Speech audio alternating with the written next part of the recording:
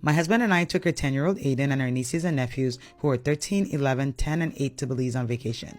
We woke up at 2 a.m. this morning so that we can make it to the airport on time. I got matching luggage for all of us, so it'd be easy for everyone to keep track of their luggage. After all, traveling as a family of 7 can be chaotic. My husband and I got upgraded to first class and we let our nieces take our seats. Look, they even had their baby alive up there too. We flew from Los Angeles to Houston and from Houston to Belize. We landed in Belize City and our first stop was the brewery for lunch because we were starving after the long flight. After that, we took the ferry from Belize to Key Calker. We were all so tired after a long day of flying and we fell asleep on a 45-minute ferry ride. Once we got to Key Calker, we grabbed our luggage and got on the water taxi to our hotel, Blue Zen Resort. We were welcomed with cold-faced towels and a yummy welcome drink. And then it was time to check out our room. It was huge and the kids were so excited about it. Look how much living room space we had. Even though there were enough rooms for everyone to have their own room, the girls wanted to share a room and so did the boys too. So we all got to pick out our rooms. Then it was time for dinner.